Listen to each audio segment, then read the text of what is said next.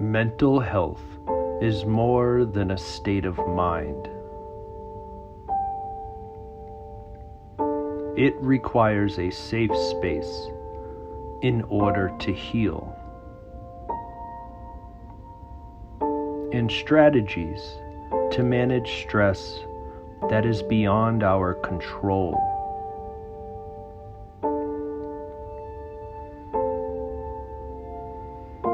Sometimes you need help.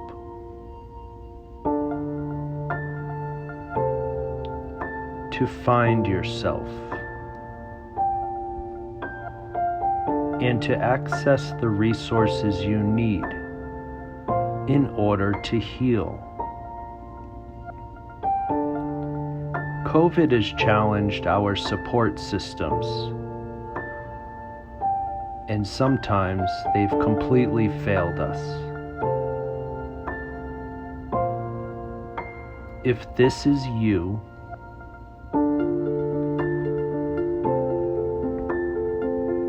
help does exist. There are people who can help you when the world feels like it is caving in. Abuse, violence, and loneliness can put out the light.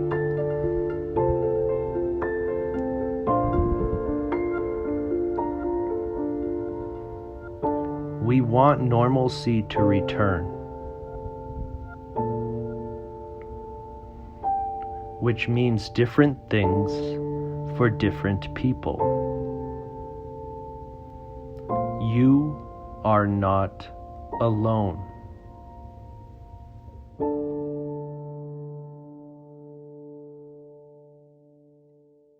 In the middle of a pandemic, another mass shooting occurred in a Colorado town. And like many places throughout the country, in the world, it seems to be coming closer to home. I want to introduce you to an important person who's working with her staff to not only help the employees of King Soopers get through this traumatic time, but also the people in our community suffering from sexual assault, physical trauma, and other mental health crises. If you're not in our Colorado community and you need help related to your mental health, please consider calling one of the numbers at the end of this video. You are not alone. Sure, I'm Janine, and I'm the director at Moving to End Sexual Assault and the director of Trauma Services at Mental Health Partners.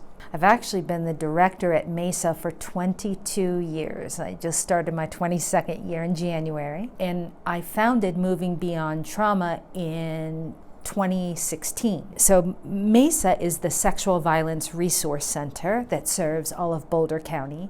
And Moving Beyond Trauma is a trauma-focused treatment clinic that does therapy and provides therapy services to somebody that has experienced any kind of trauma. So not just sexual violence, but domestic violence, medical trauma, traumatic grief, accidents, cover all the bases. Past year's been interesting. So literally overnight, when the pandemic hit in March, we took all of our services and went entirely remote. So we had the ability to continue to provide our counseling services, advocacy services via Zoom. Initially, we saw our volume of people needing our services go way down, crawling at almost a standstill for March and April of last year.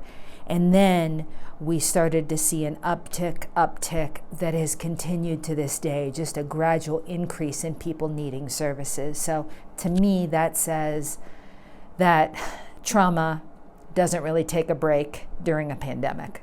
I think there has been some good that has come from this. There have been some nuggets we've uncovered that maybe we wouldn't have uncovered, but I think for the most part, people's mental health has really suffered during this time.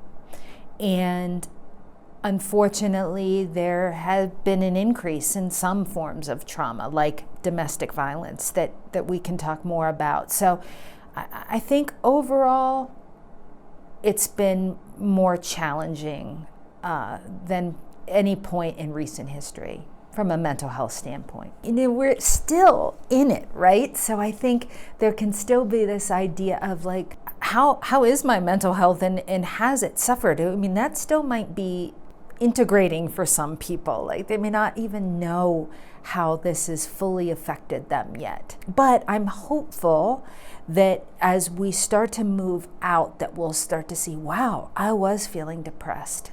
I was feeling more anxious than usual, and we'll start to see it more get into our rearview mirror as we emerge. So I always kind of inside had a little bit of a sneer when I heard, well, we're safer at home. We're safer at home during the pandemic. Well, we're safer at home depending on who you live with, right? Because for some people in our community, this time was not safe. And we did see a rise in domestic violence calls during the pandemic. And we saw a decrease in child abuse reporting because kids weren't out in the world, in schools and in daycares, and people getting eyes on children to recognize abuse, right? They weren't in their normal circles. So what we're seeing is that that's highly concerning, because kids were also stuck at home, maybe in potentially unsafe situations without resources available to them. So obviously that was an enormous trauma for our community. Mental Health Partners has really been on the front line with supporting the employees at King Soopers, so being able to offer different groups and education programs for them to cope with this trauma, and then also working with King Soopers, the corporation themselves, to respond to their employees in a trauma-informed way, right? How they're communicating, talking as they think about bringing employees back to work, or how they're going to handle their benefits. And I have to say, the company has been incredibly trauma-informed in their approach, really have made it as good as it can be for the employees working their way through this trauma. We're all impacted by this in one way or another, right? If we were in the store, if we lived in the neighborhood, if we knew someone who is in the store, or if we shop at grocery stores, right? It hits us at some level. And that's why I refer to this time as a collective trauma, because we're all experiencing it to one degree or another. I'm not sure we've had a time like this, at least in the recent past, right? 50, 60 years. It is layered, right? We have the racial injustice, the pandemic, the just the community loss. We've lost parts of our community, restaurants that might never come back, fitness studios that might never come back, but other businesses. And just that level of stress, not to mention the intense cumulative stress of people who have children, who have been at home with children, trying to homeschool them during all of this. So we just have these layers. And that's going to affect mental health. It's going to affect how well we're able to take care of ourselves. It's going to affect how well we're able, and then our normal outlets, right? Connecting with friends, going on vacation, those have not been available to us in the same way. So we're just in an acute phase of stress, and I just hope we emerge out of this generally okay.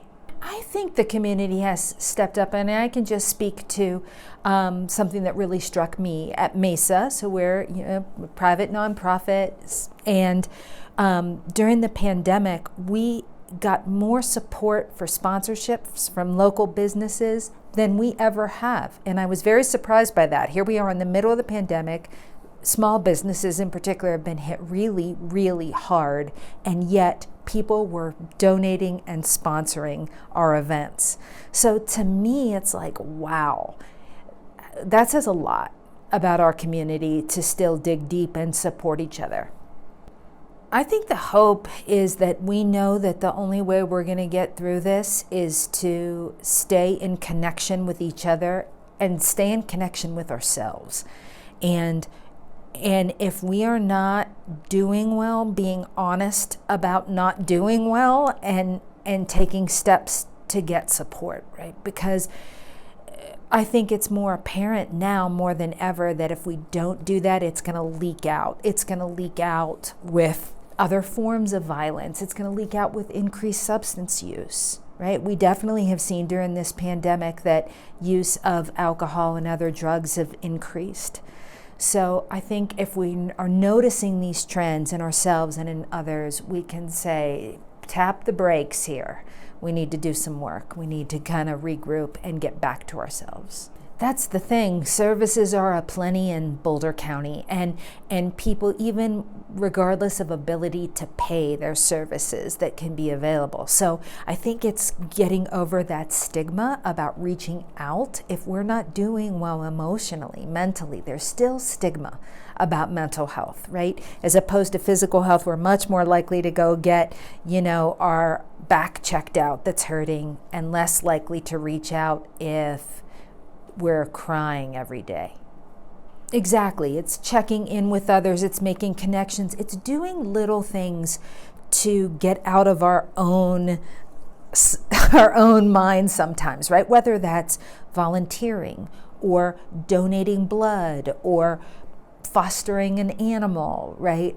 So it is doing stuff to help other beings and have that sense of connection to things greater than ourselves. I think that's what will pull us through this. Yeah, you know who I think I would like to thank is my staff, the people who have continued to provide services, even though they're in the pandemic as well, though they're homeschooling their kids as well, and still kind of rising above that to be present for other people in their pain and suffering. I have staff that range in age probably from their mid-20s through their late 50s. I have social workers, psychologists, I have people without college degrees, all working as part of our team. Huge shout out to my teams for doing what they do. I think the one thing in common they all have is enormous hearts and enormous brains. So grateful for that. Couple messages I would say, try not to buy into the stigma that mental health is a form of weakness, right? And reach out for help if needed. Know that help is there. Know that you're not alone in any of this. This is a collective shared experience of a lot of stress. And the way we'll pull through this is helping each other.